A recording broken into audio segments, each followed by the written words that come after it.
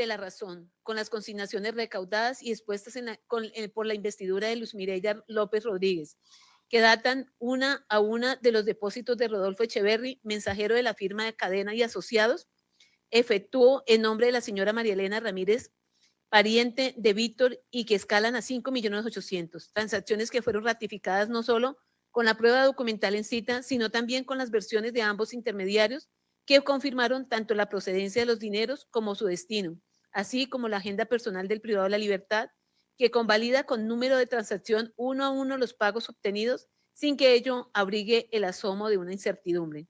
Para este estrado, es patente que los dineros percibidos no se trataban de sumas irrisorias, sino que ascendieron en cantidades millonarias, destacando los depósitos de 1 millón, 2 millones, 500.000 pesos, 600.000, 2 millones de pesos, 16 millones de pesos cancelados en efectivo, entre otras cifras monetarias que quedarán en el silencio, pero de las que hace gala Carlos Enrique Vélez Ramírez y que son la remuneración al trabajo que supuso no solo faltar a la verdad en sus misivas y en las citas procesales a las que fue convocado ante la Corte Suprema de Justicia, sino insertarse en el engranaje subrepticio para conseguir otros deponentes que, dispuestos a vender el alma, aceptaron participar en el designio criminal.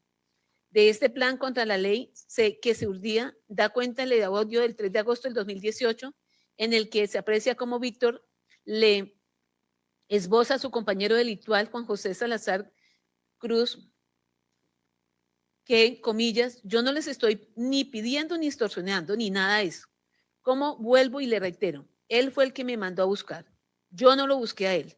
Yo no. Él fue que me mandó a Diego a buscarme acá. Yo estaba quieto acá, que los enredos que él tenga con Alberto, eso es cuestión de ellos, para que me metan a mí en esas maricadas. Yo estando quieto, quieren que cuente la verdad, yo la voy a decir. Usted ya vio el papel que yo escribí a la corte y yo voy a esclarecer todo con puntos y señales. Lo que le mostré en todas las amenazas mías y lo que tengo guardado aquí. Las pruebas que voy a demostrar contra Uribe y contra todos ellos. Yo las demuestro y ya. Y que se me venga el mundo encima. Que si me van a matar, lo hicieron. Que si me van a matar, lo que hicieron con Arisa, cierra comillas. Con el testimonio Carlos Enrique Vélez Ramírez, valorados en conjunto con las interceptaciones telefónicas que fueran allegadas con la investigadora Luz Mireya López, y el mismo testimonio de Eurídice Cortés Velasco, más allá de toda duda razonable, se logró acreditar que fue ubicada y abordada en Manizales, Caldas, por Diego Javier Cadena Ramírez, quien a nombre del aquí procesado le solicitó grabar un video el 8 de mayo del 2018, que fue remitido a la Corte Suprema de Justicia, en donde pretendía rebatir las afirmaciones de Pablo Hernán Sierra García en la entrevista ofrecida al representante de la Cámara, Iván Cepeda Castro, pues concretamente como integrante y comisaria política del Frente Cacique Pimpintá del Bloque Central Bolívar, el que según ella conformó con gente del Bloque Metro y del que Pablo Hernán Sierra quiso ser líder, solicitándole su apoyo ante el jefe Ernesto Báez, lo que así ocurrió y por eso llegó a ser comandante, siendo enfática que antes de ello no tuvo militancia o pertenencia a ningún bloque, no portó camuflado ni patrulló con los integrantes del Grupo Metro, no participó en operaciones militares y solo lo vio cuando inició el ciclo de conversaciones con el comisionado de paz. Dicho video fue ratificado en la Corte Suprema de Justicia el 8 de mayo del 2018 por parte del doctor, dicho video fue radicado en la Corte Suprema de Justicia el 8 de mayo del 2018 por parte del doctor Juan Felipe Maya como apoderado suplente para que hiciera parte del proceso 38451 por solicitud expresa de su prohijado. No obstante, lo allí asegurado por Eurídice Cortés Velasco con su declaración al interior del juicio oral, se logró determinar que nada le consta con relación con la creación y conformación de ese grupo de autodefensas denominado Bloque Metro, porque su ingreso al Frente Calima, como ella misma lo aseguró, se dio en el año 2000 y antes de esa fecha o bien pertenecía a las Fuerzas Revolucionarias de Colombia, FARC, o era informante de la fuerza pública. Ese desconocimiento también es evidente de sus conversaciones con Franco y demás testigos, que cumpliendo la misión encomendada por Cadena Ramírez pretendía incorporar al ya abundante número de testigos falsos. Son varios los registros en los que esta testigo da cuenta de su total desconocimiento de los aspectos que se atrevió a referir en su video. Ejemplo de ello es el audio WA 028 opus, en donde hablando con Franco, además de revelar otras circunstancias que dan cuenta de la persona con la que dialogó y requería los testimonios, solicita información, comillas, pero ellos quieren pues como conocer, no sé, otras cosas. De pronto usted conozca más al respecto. No sé si usted de pronto estuvo en el bloque Metro o conoce algo sobre lo que Alberto está acusando al señor S, de unas masacres por allá en San Roque y unas cosas así. Y cierra comillas. ¿Y qué decir del audio WA0040 Opus?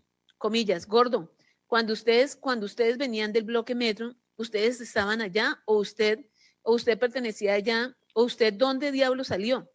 Al igual, desconocimiento se evidencia conforme el audio WA0004 Opus, en donde le reporta Juan José Salazar su diálogo con Julián, averiguando por esa estructura, porque al parecer él sí sabía su conformación por haber pertenecido a esa organización, quien incluso se sorprende de no haber sido contactado por parte de Mario Uribe, primo del procesado, quien tenía conocimiento quién era él.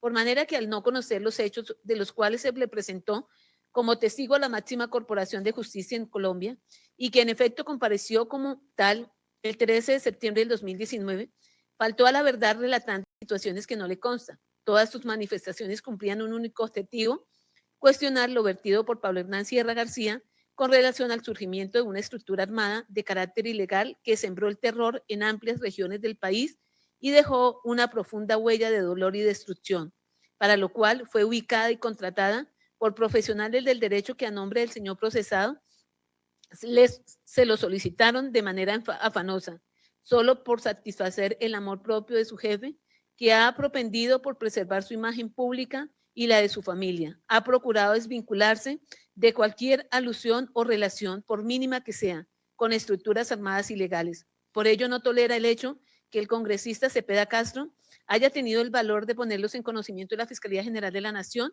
para que fueran examinadas, al considerar comprometida la fachada de rectitud de quien ostentaba poder y privilegios. Estas diligencias, obviamente, Eurídice Cortés Velasco no las realizó gratuitamente. Nótese que su aliado dentro del grupo insurgente, su cómplice de un amor silenciado y socio de la transgresión, la ubicó y recomendó a Diego Javier Cadena Ramírez, quien prontamente y sin reparos viajó hasta Manizales para hacer la parte de esa asociación que además buscaba hacer incurrir en error a la Corte Suprema de Justicia, como una pieza útil del engranaje criminal que, como era de esperarse, fue oneroso, pues ya Carlos Enrique Vélez Ramírez había negociado con los abogados el monto. Ello se desprende del audio WA0032 Opus, que nos revela: póngase a ver usted, mija, si no fueron capaces de dar esos 60 millones de pesos, o no fueron capaces, no, sino que es que, ¿sí me entiende ahorita? Papá, esos 200 palos que usted sabe que se acordó esto, cierra comillas. Por ello, no ofrece credibilidad a su dicho que en aquella reunión que tuvo lugar en la cafetería, cuando se grabó el video, ninguno de los abogados le ofreció ni prometió dinero o beneficio alguno, y que ella tampoco solicitó contraprestación por su declaración, tampoco que le dieron instrucciones para faltar a la verdad, ni le mencionaron que Carlos Enrique hubiera recibido dinero, menos que Carlos Enrique nunca le dijo que los abogados estuvieran ofreciendo 200 millones de pesos, ni le mencionó ningún tipo de dádiva, porque ese audio es tan revelador.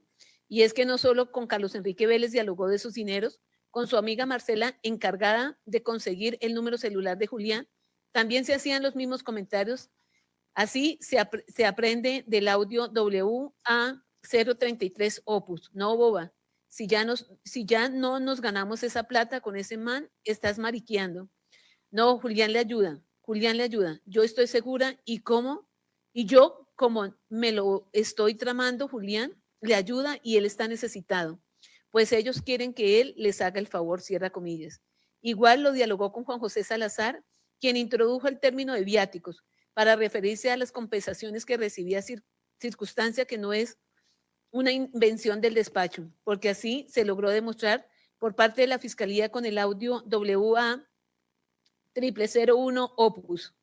Comillas, Dianita, déjeme ya pregunto y yo le confirmo para enviarle los viáticos para que se mueva hasta allá y hable con el hombre. Colabóreme. con lo del teléfono, con lo del número del teléfono de Julián, de Anita. Cierra comillas. Y también fue expreso en el audio WA002 Opus, comillas, dígale que nosotros le colaboramos con unos viáticos, pero que por lo menos nos garantice que Julián va a salir a hablar con usted y que usted va usted se va a ver con él, ya, pero no nos tire así de duro. Cierra comillas, hecho que transmitía con facilidad a otras personas conforme al audio terminado en 56115 Opus, comillas, bien, en la casa muy cansada, mucho trabajo, Juan. Juan dijo que me llamaba hoy que para mandarme unos viáticos, pero no ha llamado ni nada. También el audio terminado en 6504, hablando con Juan José. Voz Erudice. Bueno, Dod, le quería pedir un favor. No sé si de pronto usted me podría colaborar con lo de los viáticos que me había dicho. Tengo una visita que hacer. ¿Cuánto necesita para los viáticos? Voz de hombre. Voz de Erudice. Pues no sé, Dod, no sé.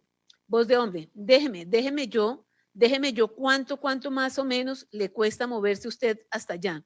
Erudice. Pues yo creo que lo mismo que me había dado la vez pasada. Voz de hombre, listo. Déjeme entonces, le coordino y yo le doy el aviso de aquí a no sé si mañana o pasa. Ello para citar unos pocos ejemplos que ya quedaron acreditados al interior del juicio oral, no solo con el flujo de información extraída del teléfono celular de Erudice Cortés Velasco, sino también de las interceptaciones telefónicas que fueron incorporadas con la investigadora Luz Mireya López Rodríguez, de las que se evidencia las múltiples entregas de dinero que realizaron a esta testigo y que finalmente ella reconoció como viáticos, como con la copia de los giros que se realizaron el 25 de abril y 2 de mayo del 2018, incluso cuando compareció a declarar a la Corte Suprema de Justicia que le fueron entregados con una persona de confianza, cuidándose de no dejar trazabilidad de sus andanzas. Como se aprende, como se aprende las interceptaciones que acreditaron los dos sobornos, Carlos Enrique Vélez Ramírez y Euridice Cortés Velasco, fue común la utilización de un método de comunicación encriptado, cuidadosamente estructurado para garantizar la opacidad del actuar delictivo y proteger la identidad del autor intelectual. Por ello, se referían a viáticos, su papá, el jefe, entre otras. No obstante, el oculto de su actuar, la cantidad de personas que protegían la ilicitud con el fin de no ser revelada, la Administración de Justicia de manera diáfana logró apreciar el contenido verdadero de las interacciones. En punto al contexto que se cristalizaron, las escuchas que a la par se adecúan plenamente a los hechos jurídicamente relevantes de la acusación. Máxime cuando los mismos interlocutores en la vista pública hicieron referencia a esos términos como su papá, el jefe, viejo HP, aludían de manera directa al Álvaro Uribe Vélez. Igualmente, los monitoreos telefónicos, mensajes escritos y de audio cuentan con poder persuasivo sumo en la medida que Erudice Cortés, alias Diana y Víctor, a diferencia de los demás actores, desconocían de la intervención de sus comunicaciones. De ahí que fueran más espontáneos, explícitos, ricos en detalles, donde señalaban claramente quién los buscó, con qué propósito, cuánto iban a recibir y las actividades que debían desarrollar, conforme al cronograma previamente definido dentro del plan delictivo. Incluso informaban el cumplimiento en lo pactado, que eran 200 millones, de los cuales solo recibieron 60 de los que desató la furia de Carlos Enrique Vélez Ramírez y decidió contar la verdad y así también se los notificó. La invocación reiterada a decir la verdad se revela como un elemento determinante en el contenido de las interceptaciones, en tanto permite evidenciar cómo los intervinientes acordaban mecanismos para distorsionar dicha verdad, presentándola de manera amañada y funcional a sus intereses. Esta consigna asumida por el procesado y su defensa como eslogan estratégico no responde a un interés genuino por esclarecer los hechos, sino una construcción discursiva destinada a legitimar una versión manipulada de la realidad, de tal suerte que, como el adagio popular, la verdad ofende a quien ama la mentira, o como en este caso, cuando la verdad no se ajusta a ciertos intereses, suele ser deliberadamente silenciada, desvirtuada o tachada de ofensiva. No obstante, esta crítica de exclusión no se extiende con igual rigor frente a aquellas personas que, estando en igualdad de condiciones a las censuradas respecto de Carlos Enrique Vélez Ramírez y Juan Guillermo Monsalve Pineda, sobre los que sí se implora se le imprimiera credibilidad, como es el caso de Euridice Cortés Velasco, Pauner José Barahona, John Jaime Cárdenas, Nicolás Jurado Monsalve, la primera condenada por falso testimonio y al igual que los restantes con requerimientos judiciales por paramilitarismo. Con muchos años al interior de un establecimiento carcelario, la única diferencia es que, como lo expresó Cortés Velasco, se mantuvieron, comillas, firmes en esa vuelta. La objeción formulada en torno a la valoración testimonial centrada exclusivamente en la situación jurídica de los testigos, aspectos de su personalidad o estilo de vida y orientada únicamente a resaltar aquellas declaraciones que se ajustan al relato que se pretende imponer ante la opinión pública, resulta incompatible con los principios que rigen el sistema penal acusatorio. Tal enfoque contraviene la lógica de una valoración probatoria integral, fundada en el principio de contradicción y en la necesidad de analizar la prueba en su conjunto, y no de manera fragmentada o interesada, llamado que no solamente acoge esta célula judicial, sino que es un arquetipo de la Corte Suprema de Justicia que sobre el particular ha indicado. Lo transcrito evidencia que no obstante la mediación de una sentencia de condena por falso testimonio, la Corte valoró el testimonio de Areiza dentro del contexto probatorio de aquel proceso, por lo que nada obsta entonces para que en esta situación por igual se valore, como se ha procedido con mayor razón cuando se ordenó por la Corte, dada su manifiesta ilegalidad, se investigara penal y disciplinariamente la colusión o fraude producidos como resultado de tan anómalo acuerdo. Y cuando en todo caso mal puede tolerarse ese método orientado antes que a controvertir la verdad revelada en los hechos de que han dado cuenta sus testimonios. Se ha dirigido a desestructurar el sistema de justicia, evitando su confrontación dentro del escenario habilitado para ello con evidente deslealtad procesal. Y porque además debe enfatizarse que no fue una decisión voluntaria del testigo, sino estratagema urdida por la defensa que lo denuncia con tal cometido, tratándose por ende de una práctica judicial perjudicial y dañina que estructura el sistema de justicia, conduciendo el debate hacia un nocivo reduccionismo probatoria que busca excluir del contexto de valoración ciertas pruebas en desmedro de derechos de los demás sujetos intervinientes en el proceso penal, pero también atentando contra el conocimiento de la verdad que debe ser reconstruida como resultante del ejercicio del contradictorio en el interior de una actuación a la vez que intenta socavar la autonomía e independencia del juez. Se tiene la equivocada idea de que la veracidad o credibilidad del testigo queda ipso facto desvirtuada si se le califica de falso testigo, desapercibiendo que la valoración sobre el mérito que les es propio solo puede ser del resultante de su estudio y análisis conjunto con todos los elementos probatorios aportados a una actuación. Esto es, solo puede ser sopesada como emanación de un ejercicio autónomo e independiente del juez cognoscente, con sujeción a los valores que infunden los principios de la sana crítica que los orienta y que le imponen su estudio atendiendo la naturaleza del objeto percibido, las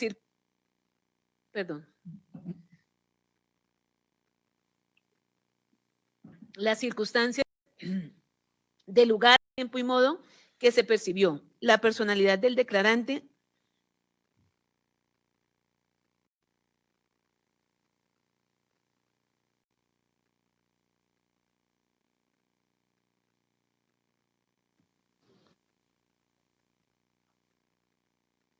la forma en que declara y todas aquellas singularidades que le son inherentes, cierra comillas, de tal suerte que la valoración probatoria reduccionista en el sistema penal acusatorio en el que se propende por la inmediación, concentración y contradicción de la prueba está abolida. Por ello, sí ostentan mérito suasorio las atestaciones de Pablo Hernán Sierra García, Juan Guillermo Monsalve Pineda, Carlos Enrique Vélez Ramírez, John James Cárdenas, incluso la misma Erudice Cortés Velasco. La diferencia radica en el grado de credibilidad que se le concede, el cual se determina teniendo en cuenta su pertinencia, utilidad y corroboración con los demás medios probatorios discutidos. Por otro lado, las denominados viáticos y supuestas ayudas humanitarias entregadas a los testigos Carlos Enrique Vélez Ramírez y Erudice Cortés Velasco no constituyen gastos altruistas ni asistenciales, sino que se configuran como beneficios indebidos que operan como contraprestación o remuneración encubierta, orientada a inducir una conducta favorable dentro del proceso judicial, teniendo una naturaleza distinta, toda vez que estas erogaciones tenían el condicionante de rendir una declaración o conseguir potenciales testigos, que como bien lo dijo el juez y profesor Carlos Alberto Cruz Moreno, de haber sabido que el aporte era de 100 millones de pesos, no lo hubiera ni vuelto a contestar el teléfono. Es así como la justificación ofrecida en punto a que las erogaciones pagadas eran viáticos o ayudas no solo resulta insuficiente, sino francamente insólitas, pues lo acreditado fue que se volvió una ocupación remunerada convertirse en testigo de este caso, generando empleo, pero no por los canales institucionales y legales, sino soterradamente. Recordemos que la misma Eurídice Cortés Velasco, hablando con su amiga Marcela, vociferó, comillas, yo sé que Juliana testigua, yo sé que él sirve, además de todo, ahí me está contando que uno que estuvo con él en la cárcel le tiene trabajando a Mónica y a Mariana. Entonces, eso es un hecho que les colabora, cierra comillas. En tanto, la tesis de generar empleo no es descabellada porque incluso sabemos que se consignaron dineros para celulares, transporte, buñuelos y natilla, pagar amiguitas, restando solo por consignar la seguridad social de sus testigos. Tampoco tiene eco el planteamiento de las exhortaciones fraguadas por Víctor, porque quien soborna no puede luego alegar chantaje sin admitir primero su propia conducta ilegal, ya que el orden jurídico no ampara al corruptor frente al incumplimiento de su pacto ilícito. Aceptar esa teoría sería tanto como dar por acreditado que Eurídice Cortés Velasco los estafó o constriñó, porque teniendo el número de Julián, solo lo suministró cuando le consignaron los 400,000 pesos. Los hizo esperar 8 días para darse importancia, y a pesar que le pagaron los pasajes en avión, viajó en bus y se quedó con las vueltas. Todos estos procederes arropados bajo el manto de la legalidad eran conocidos por el señor procesado, tal como se acredita de las interceptaciones telefónicas donde se escucha, comillas, de todas maneras esta semana viene el Diego, viene Juan José y viene el propio de su papá a hablar conmigo. Todo eso sobre lo que pasó en estos días, cierra comillas. O comillas, pero no, hágale que eso está como bien ya. Pues no, lo que te dije, yo que había hablado con mi papá y todo eso, y todo está bien, pues supuestamente, mejor dicho, hasta que no nos tengamos, no, hasta que no tengamos el tarro de leche, no contemos con el niño, mija. O comillas, a ver, esta semana vinieron a hablar conmigo y ahí pues yo hablé con él, con el señor, le mandé un video y entonces, de lo poco de lo que yo conocía de aquí, cierra comillas, para rematar, comillas, como si él fuera el que diera esa hijueputa plata, sabiendo que esa plata la da es Uribe, cierra comillas. Entre muchas de donde viene notorio el plan fraguado, emergió de una iniciativa del procesado y no mutuo propio de los testigos, porque hasta el cansancio Vélez Ramírez repite, ellos fueron los que me buscaron, comillas, ellos son los que necesitan los testigos. Asimismo, si en gracia de discusión y omitiendo el contundente material persuasivo indiciario, y se optara por admitir la tan desgastada tesis de la ausencia de conocimiento de las ayudas humanitarias desorbitantes y los viáticos hasta para conseguir un contacto telefónico, no tiene asidero para la judicatura que el señor procesado pretende desestimar su responsabilidad penal aludiendo a la ignorancia de la situación que se gestaba a sus espaldas. Cuando lo cierto es que tenía... Mientras escuchamos a la jueza Sandra Heredia, en este momento hace la acreditación de los delitos por los cuales ha sido investigado y procesado el acusado, y vamos a seguir escuchando de manera pormenorizada, precisamente porque está en cada uno de los casos. Recordemos que son 3 delitos: el fraude procesal, el soborno y el soborno a testigos durante el proceso penal, y para cada uno de estos delitos existen las pruebas que son lo que finalmente van siendo utilizadas para analizar el nivel de culpabilidad, si es culpable o no el acusado. Vamos a ir compartiendo también reacciones que surgen a esta hora sobre la decisión de la jueza 44 desde Palo Quemado. Acá tenemos una de las primeras reacciones, tiene que ver con lo que comparte María José Pizarro Rodríguez, quien dice: la justicia colombiana declaró culpable al expresidente Uribe. Y no solo eso, las mujeres que participaron del juicio hicieron historia dejando en alto el nombre del Poder Judicial sin dejarse amedrentar. Esto en relación a lo que ha pasado con la jueza en días anteriores, digamos como el panorama anterior a este momento histórico para Venezuela. Un abrazo y mis respetos a mi colega y amigo Iván Cepeda, que siguió la verdad y creyó en la justicia hasta el final. Todas las personas que permitieron este fallo deben contar con garantías de protección de sus vidas. Después de haber dado este paso inmenso, ahora le corresponde a la justicia investigar a fondo las denuncias hechas por Juan Guillermo Monsalve desde hace décadas. El papel de la familia Uribe Vélez en la conformación del grupo paramilitar Bloque Metro, en las masacres de El Haro y La Granja y en el asesinato de Jesús María Valle, entre otras centenares de graves violaciones a derechos humanos. Miles de víctimas que nos recogemos en este proceso, vemos una luz de esperanza ante años de impunidad. La declaración de una de las autoridades del espacio del Congreso colombiano, que también pues se manifiesta sobre este tema. Seguimos compartiendo reacciones sobre lo que sucede en Colombia.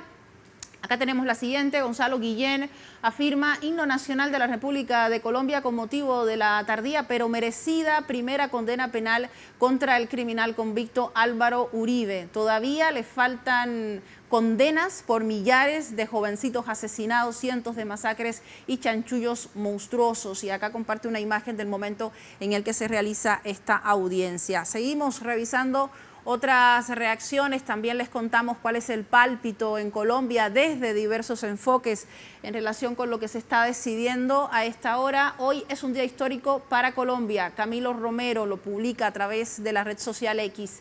Álvaro Uribe ya es historia desde siempre y hasta hoy. Ha hecho política con engaño, miedo y ataque a la democracia.